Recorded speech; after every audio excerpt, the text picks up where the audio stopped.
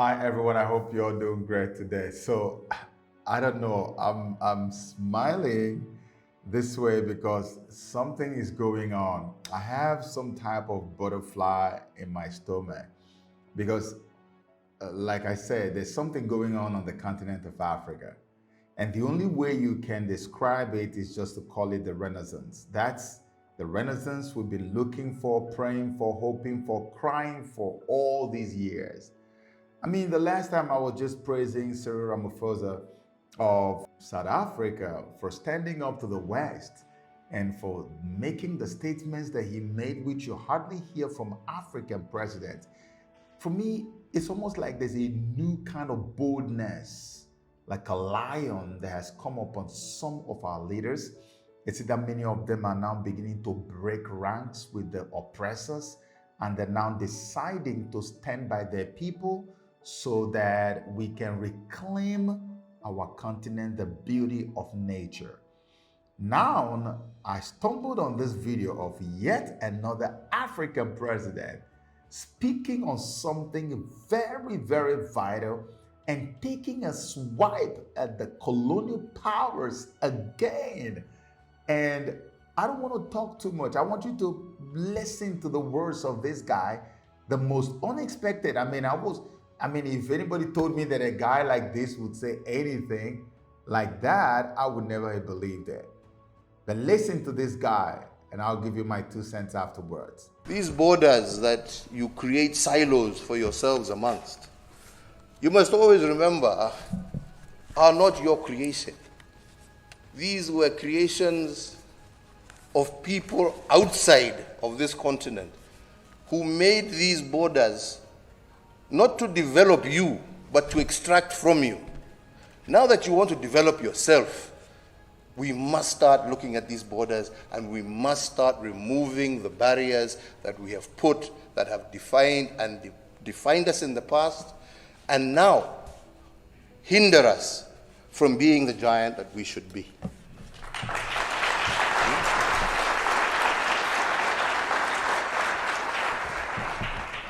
I was telling my brother this morning the ridiculousness of our borders, that we in Kenya have a border demarcated with, on one side with Tanzania, where the people who live on the border are the Maasai community. They were a nation once upon a time. Now today, they are Kenyans, they are Tanzanians, and yet they are relatives, but they live on two sides of a border. This is not proper. I was telling him of another example. To our west, Lake Victoria, where again another boundary was drawn between Kenya and Uganda. And where at one particular moment in time, between 2005 and 2007, we had two brothers, same father, same mother. Those who come from polygamous families know what I'm talking about. But this particular one, the same father, same mother. But because their land was stretched across between Kenya and Uganda, one brother inherited land on the Ugandan side, the other brother inherited land on the Kenyan side. And between 2005 and 2007, we had one brother as the vice president of Kenya, and the other brother as the minister in charge of the presidency in Uganda. Now, I don't know whether you can find a much more ridiculous situation to explain the kind of position some of us find ourselves in. So these borders were not made for us. If we are going to become manufacturing giants, we need to do away with these borders. We need to see the African market as one. We need to be able to develop giants like Airbus, that makes components in the United Kingdom, that makes components in France and in other parts of Europe, but has become a global conglomerate. They didn't come together because they loved each other. We all know how they hate each other. We know. Yeah? But they've come together to survive. Africa must come together for us to survive. Wow. The ridiculousness of our borders. Can I shock you? 2020 was the year that I met with the president of the Republic of Malawi. When I made that trip to Malawi, I took a trip to a border town. And when we were making that trip, I thought we were going to see the kind of border that you usually would see. You move from one place to the other place. What I saw as a border between Malawi and Mozambique was a stretch of road. If you are on the left-hand side of the road, you are in Malawi. If you cross over to the right-hand side of the road, you are in Mozambique. A long stretch. This was what I found out. And I made a video about this. For some reason, I don't know what happened. You know, I get overwhelmed sometimes. I wasn't able to post that video. And now I want you to please pay attention to this video and listen to what I said in that video made about a year ago compared to what this president has said about the ridiculousness of our borders. The interesting thing here, and this is why I talk about what the European colonial masters did to Africa in those days when they went to divide the African continent, just like a piece of cake in Berlin during the evil Berlin conference. I mean, we are just one people in Africa. Can you imagine that I'm on one side of the road is Malawi? If I cross this road now, I am directly stepping into the soils of Mozambique. I have never been to Mozambique before, but I'm about to get into Mozambique right now. So tell me, why do we have to be different nations? These people here are colonized by the English-speaking nations of Europe, and this one Portuguese-speaking nations of Europe. So if you're here in Malawi, you're speaking English. If you cross the road, you're gonna have to learn how to speak Portuguese. Think about that. But then when you come to the vernacular, you talk about local language, these two people speak exactly the same language. But then they were colonized by two different colonial masters. So actually the borders we have in Africa are fake borders.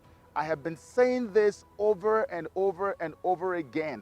Our borders in Africa are fake. I was telling one of my hosts yesterday night that can you believe that for you to travel from Nigeria to come to Southern African nations, we have to have visas. We have to pay so much. Actually, what it costs for you to travel from Nigeria to Malawi, South Africa, and all these places is almost more than what it costs for you to travel from Nigeria to Europe and to America. Why do we have to live like this? It is simply because they do not want us to integrate as Africans. They don't want us to be able to know one another. We were just one people before they divided us and then created this crazy, crazy boundaries that has now divided us heavily. This is what is happening in Africa. If I want to place a phone call from Nigeria to Ghana, I pay so much more, like 50 times more than I would pay if I want to place a phone call from Nigeria to United States of America. And this is what we're going through in Africa. And I am asking myself, if African Union has not been hijacked, if ECOWAS Union has not been hijacked, why aren't they doing more to integrate Africans, to make us get to meet ourselves so that we can get to know one another? We are brothers estranged by satanic colonial devils who created fake artificial borders that has now gotten into our brains, and now psychologically we feel so divided amongst ourselves. Almost like what you see when you're traveling from Nigeria to Ghana. You see Benin Republic, and then you see Togo, and then you see Ghana. Think about that. So when you get to Aflao border in Ghana, what you are looking at is the Volta region of Ghana. They speak Ewe. When you cross, before you move from Togo into that Aflao, the Ghana part of Aflao, what you're going to see is the same people all the way down to almost half of Togo. They are speaking the same native language.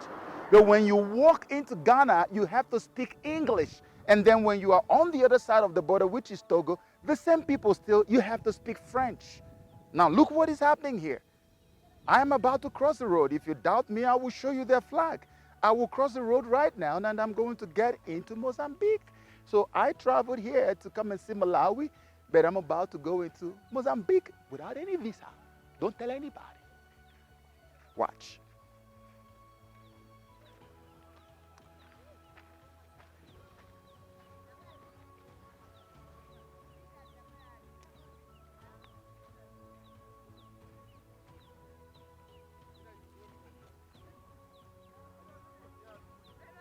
Okay, so you see, I'm right here now. I just crossed the road, and I'm not joking. You saw me literally cross the road. Like, I literally just walked across on the other side of the road, and I'm in a different country. And what is this place called? The same Lizulu. So it's Lizulu in Mozambique, it's Lizulu in Malawi. And look at the flag. It's Mozambican flag. Look at the people. They are in Mozambique. You can pan the camera to show them. You guys, hey, is this Mozambique? This is Mozambique, right? We're in Mozambique. Here you go. You see that? Exactly. You see that? We are in Mozambique, and that right there is Malawi. So you see, the borders we have in Africa are fake. They are fake. These people are the same people. Their relatives are right over there. The ones here have relatives right over here.